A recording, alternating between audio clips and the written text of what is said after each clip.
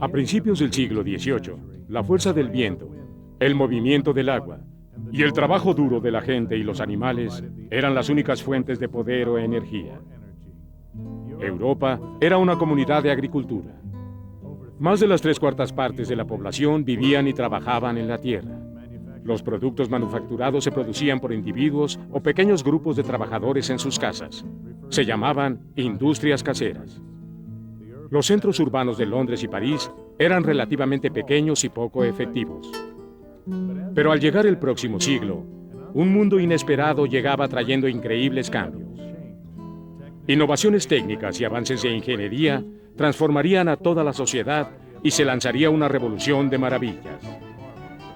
Descubriendo la historia, la Revolución Industrial. El lugar de nacimiento de la Revolución Industrial fue Inglaterra, un país que luchó contra la mortalidad del pueblo causada por la fiebre bubónica. Eso condujo también a los brotes de sífilis y viruela. Pero con el progreso de los 1700, Inglaterra vio que su población crecía más saludable y aumentaba.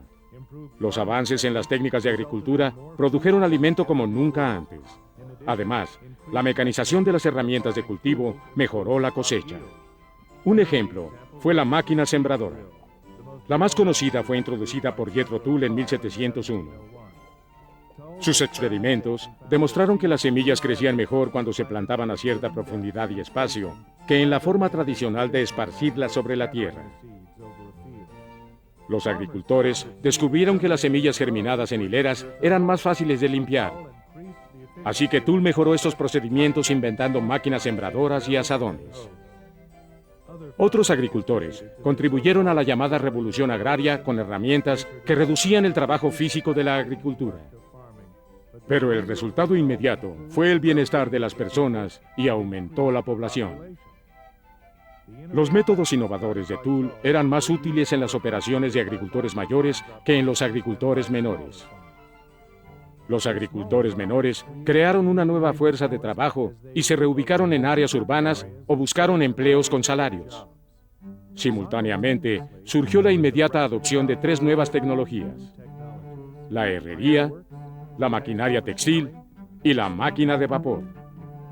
El hierro era durable y fuerte, y era un material que tenía muchas aplicaciones.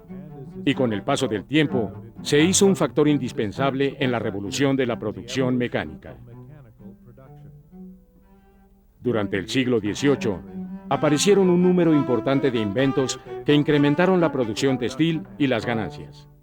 En 1733, John Kay inventó la lanzadera volante, que permitía a los trabajadores tejer en la mitad del tiempo. Pero la tela necesitaba más hilo.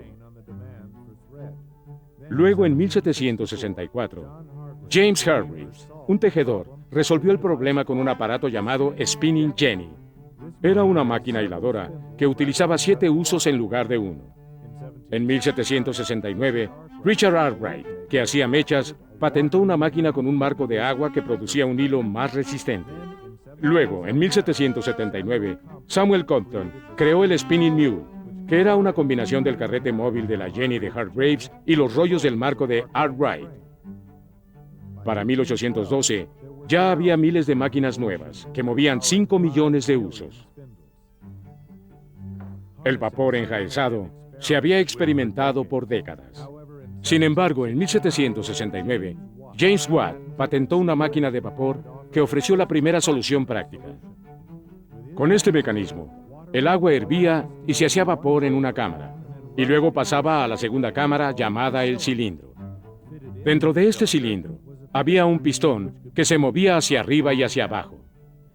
La máquina fue perfeccionada en los siguientes años cuando Watt se asoció con Matthew Boulton. Pero no todo el mundo aceptó el progreso con el mismo entusiasmo. Los trabajadores domésticos odiaban y les temían a las nuevas máquinas. Inclusive se amotinaban y entraban a las fábricas a destruir las máquinas, temiendo que éstas eliminaran su trabajo. Pero los comerciantes ricos estaban felices con el dinero que ganaban con esta industria. Para 1800, la manufactura inglesa había invadido el mercado europeo y también el americano. Como ya todo era hecho a máquina, bajaban los precios. Para poder competir, los negociantes europeos emigraron a Inglaterra, queriendo iniciar su propia revolución industrial. Temiendo la competencia, los ingleses pasaron leyes prohibiendo la exportación de tecnología. La posibilidad de obtener las máquinas inglesas se complicó más cuando Napoleón Bonaparte tomó el poder en Francia y extendió su imperio por toda Europa. Como defensa, los ingleses establecieron un bloqueo que entorpeció el crecimiento industrial en la Europa continental. Finalmente, en 1815, la derrota de Napoleón en Waterloo lo retiró del poder definitivamente. El continente europeo estaba deseoso de tener las fabulosas máquinas inglesas, pero Inglaterra no estaba dispuesta a soltar su tecnología gratuitamente. Pero Bélgica logró sacar la maquinaria de Inglaterra de contrabando. Los empresarios franceses hicieron lo mismo. Adquirieron máquinas ilegalmente e importaron como 15.000 trabajadores también. La industrialización de Alemania fue muy lenta, debido a que no era un país unificado, sino una serie de estados independientes. Después de 1818, los estados alemanes empezaron a formar una unión libre de comercio llamada de Zollverein. Para 1834, la mayoría de los estados alemanes pertenecían a la Unión. En el mismo año, Alfred Krupp modificó la operación de la fundición de acero y en lugar de utilizar agua, utilizó vapor. Mientras tanto, el problema de la revolución por toda Europa era la transportación de mercancía y materia prima. Donde fue posible, se utilizaron rutas acuáticas. Donde no, se construyeron canales y carreteras. Pero había una gran necesidad de mover con mayor eficiencia productos pesados como el carbón. A principios de 1820, los experimentos utilizando máquinas de vapor para realizar estos movimientos empezaron a emerger. Deseando construir un ferrocarril entre Darlington Coldfield y el puerto de Stockton, los comerciantes de Newcastle, Inglaterra, contrataron al ingeniero George Stephenson para realizar la tarea. El proyecto fue un éxito, pero los dueños de los canales se opusieron al ferrocarril, pues temían por su seguridad. En 1826, Stephenson empezó la construcción de un ferrocarril entre Liverpool y Manchester. En 1833, este ferrocarril se convirtió en el primero del mundo que transportaba pasajeros operado por locomotoras de vapor. Para 1844, Inglaterra tenía 2.900 kilómetros de ferrocarriles que transportaban 18 millones de pasajeros. ¿Y en qué forma Estados Unidos estaba en el esquema de la revolución industrial? ¿No estaba luchando su propia revolución? ¿La revolución contra Gran Bretaña a fines de los 1700? Con sus 13 colonias, Estados Unidos era la fuente de materia prima para que Inglaterra fabricara artículos. Aún después de lograr independencia, los industriales británicos intentaron impedir cualquier desarrollo norteamericano y querían mantener a Estados Unidos como su país proveedor. Con la compra de Luisiana en 1803, Estados Unidos duplicó su tamaño, pero la población se ubicaba mayormente en la costa este. El joven país sufría por falta de población y por falta de trabajadores hábiles. Aunque Nueva Inglaterra tenía comerciantes ricos y en el sur había dueños de plantaciones acaudalados, el país padecía de falta de dinero que limitaba sus oportunidades de crecer industrialmente. Igual que sus homólogos europeos, los estadounidenses también traían de vez en cuando alguna máquina inglesa de contrabando. Sin embargo, sería la influencia y la contribución de hábiles migrantes lo que más ayudaría a la revolución industrial en Estados Unidos. Por ejemplo, en 1793, Samuel Slater, que era inglés y un antiguo aprendiz de tejido, estableció la primera y exitosa fábrica mecanizada de algodón en Estados Unidos. Slater construyó sus máquinas de memoria, mejorándolas con el tiempo. Y otra fábrica le siguió. Estados Unidos no dependía solo de la tecnología inglesa. El empresario Eli Whitney también proporcionó ideas e inventos para la industrialización local. Whitney era un mecánico talentoso que se graduó en artes aplicadas. Ese nombre le daban a la tecnología en Yale. Cuando se encontró estancado en Georgia en 1793 y desesperado por dinero, un amigo le sugirió que creara una máquina que pudiera quitar las semillas de la fibra de algodón. En menos de 2 semanas, Whitney había diseñado y construido la desmontadora de algodón. Con el nuevo invento, la producción de algodón padeció y, en consecuencia, también padecieron los esclavos del sur. Durante el mismo periodo, se centró la atención en la adaptación de máquinas de vapor para la navegación en las vías fluviales. El que más éxito tuvo en este tema fue Robert Fulton. Después de algunos experimentos, Fulton obtuvo un permiso para comprar una máquina de vapor en Inglaterra. Con la máquina en su poder, puso un barco de vapor, el Clermont, en el río Hudson. El Clermont recorrió 240 kilómetros de Nueva York a Albany en menos de día y medio. Un viaje que se haría en 4 días en un barco de vela. Navegar en barcos de vapor se volvió muy común en lagos y ríos de Estados Unidos, transportando carga, pasajeros y funcionarios del gobierno. El barco de vapor se estableció para el comercio, cumpliendo su compromiso de distribución más larga y eficiente. Aunque la navegación era importante para la industria, el ferrocarril, con su gran capacidad, se volvió indispensable. Igual que en Inglaterra, el ferrocarril impulsado por vapor reemplazó a los caballos y para 1815, Estados Unidos tenía 14.400 kilómetros de vías y se construía con gran velocidad. El ferrocarril pronto se convirtió en el mayor negocio del país. Durante 1840, los ferrocarriles compraron 1/3 del hierro que se producía en el país. La eficiencia de los ferrocarriles y de otros desarrollos industriales fue incrementada por otro invento de principios de 1900, el telégrafo eléctrico. Tanto Inglaterra como Estados Unidos perfeccionaron el telégrafo en 1837. En Estados Unidos, Samuel B. Morse, reconocido pintor, se interesó en la electricidad. Con la ayuda del físico Joseph Henry y con fondos obtenidos de su negocio de pintura, Morse construyó su telégrafo. En 1838, Morse creó un código de puntos y guiones para enviar mensajes. Con su sistema, una persona que lo recibía marcó el código en un papel. Su sistema después fue aceptado como el Código Universal para enviar mensajes. En 1843, Morse obtuvo financiamiento del Congreso para tender la primera línea telegráfica del país entre Baltimore y Washington, D.C. Con cierta vacilación, el telégrafo fue aceptado como un poderoso y rápido medio de comunicación.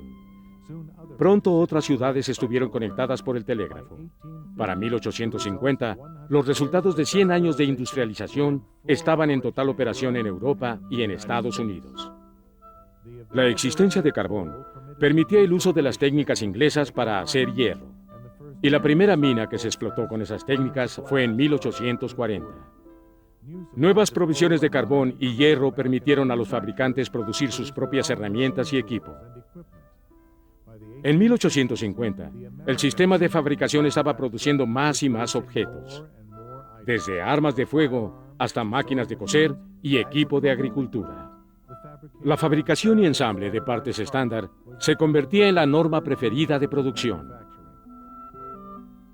El 1 de mayo de 1851 se inauguró la Gran Exhibición en Londres.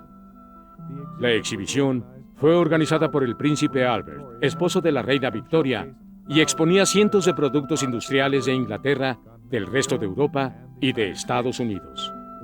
El lugar de exhibición fue un palacio de cristal, un fabuloso edificio de hierro y cristal. Parecía la muestra de qué tan lejos había llegado el mundo y el símbolo de lo mucho que estaba por venir. Ese mismo año, uno de los sucesos más importantes en la producción ocurrió. Se hizo posible una forma barata de hacer acero. Más fuerte y menos frágil que el hierro, el acero era claramente el óptimo material de construcción. Por ejemplo, las vías de acero duraban décadas sin doblarse o romperse por la presión de los ferrocarriles. Sin embargo, hasta los 1850, el acero era costoso y difícil de fabricar. Aún Gran Bretaña, el mayor productor de metales en el mundo, hacía cantidades limitadas de acero. Luego, en 1851, se descubrió una forma menos costosa de producir acero. Tanto en Estados Unidos como en Inglaterra, se descubrió que soplando aire por los orificios del hierro lo convertía en acero. La industria del acero siguió abriendo nuevos caminos industriales. El acero se usaba para construir puentes de ferrocarril y estructuras de grandes edificios. En los años que siguieron a la Guerra Civil, Estados Unidos se colocó a la cabeza del mundo en tecnología. El país centró su atención en terminar el ferrocarril nacional y los sistemas de telégrafo. Los inventos de la primera parte de la Revolución Industrial fueron creaciones de ingeniosos mecánicos y científicos. Sin embargo, después de 1850, hubo un énfasis mucho mayor en las ciencias cuando los ingenieros exploraron nuevas vías de aplicar el conocimiento científico en la industria. Los historiadores se refieren a este periodo como la Segunda Revolución Industrial, una revolución basada en gas, petróleo, electricidad e ingeniería química. El gas de carbón, por ejemplo, se extrajo primero de carbón ardiendo en 1784 y se había usado en forma limitada en la vida de principios de los 1800.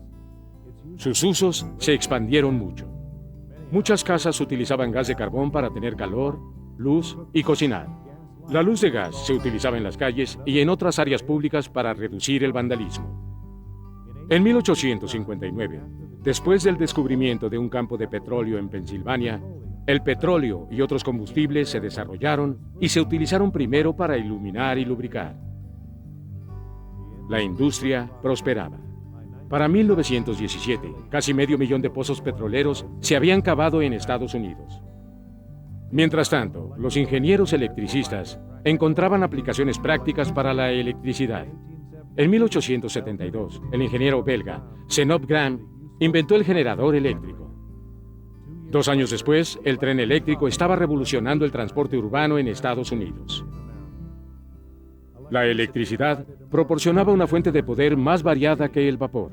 Daba una iluminación más brillante, más barata y más segura en fábricas, oficinas y casas.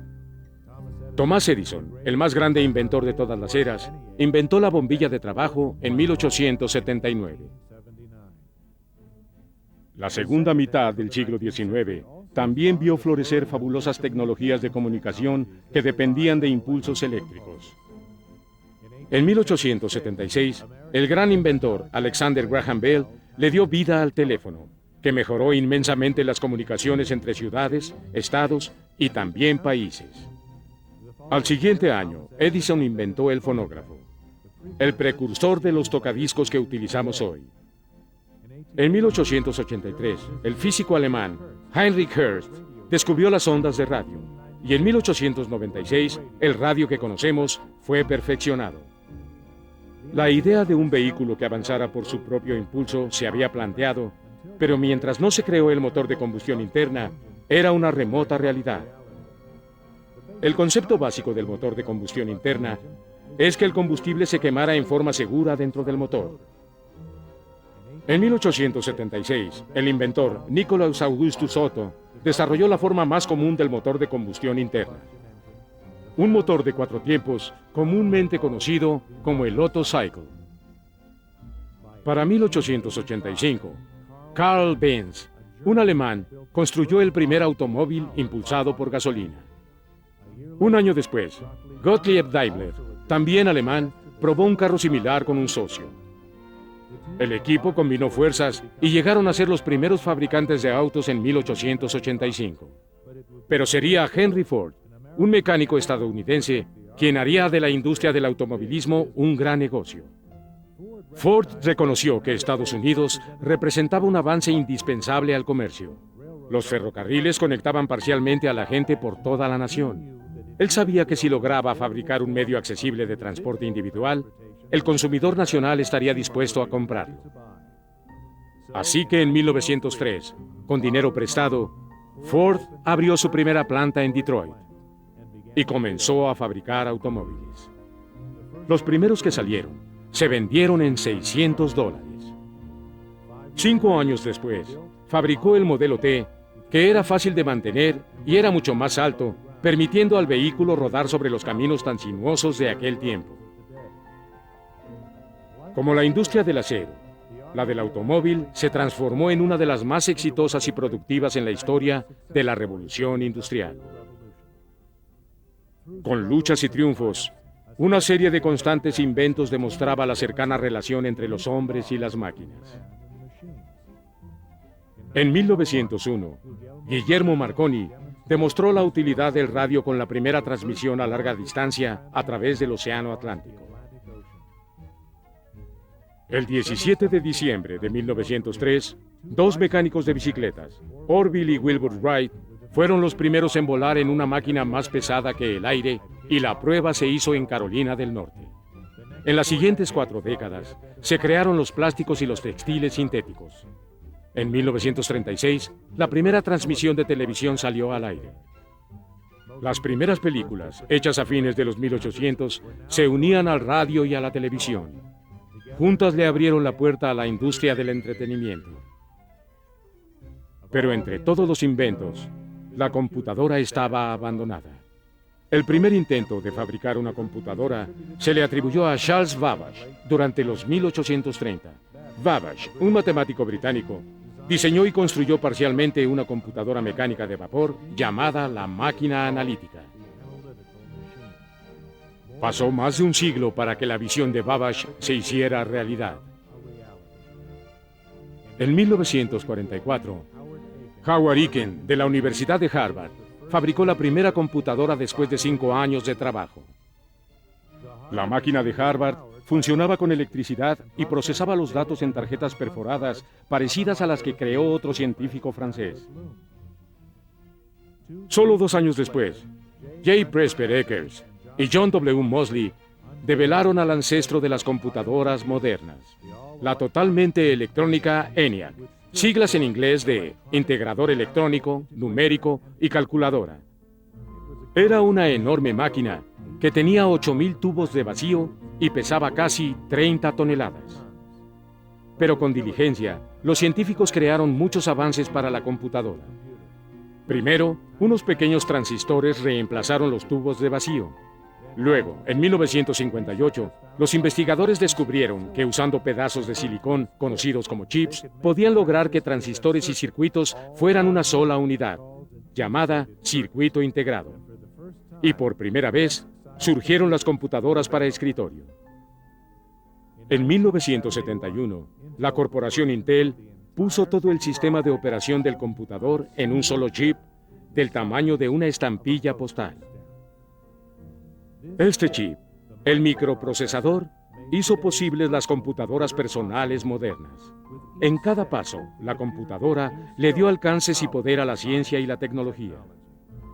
Su importancia trasciende su capacidad de guardar y procesar información. Es toda una industria dentro y fuera de sí misma. Pero la computadora es también una herramienta de prácticamente todas las industrias que existen.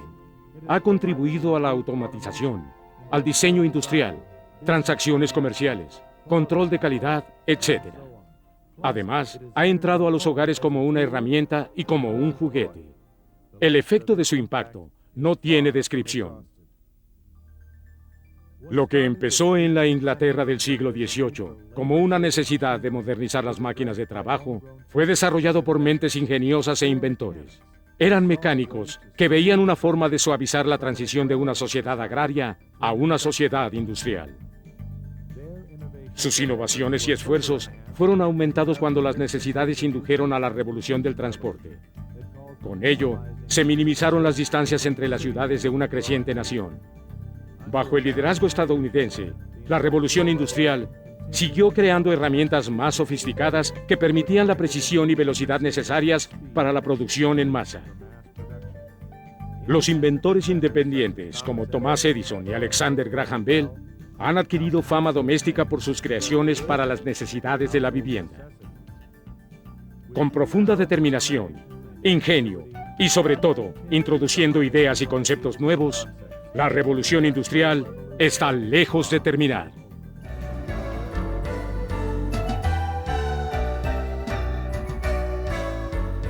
Doblaje hecho en México por AF de Tobin House.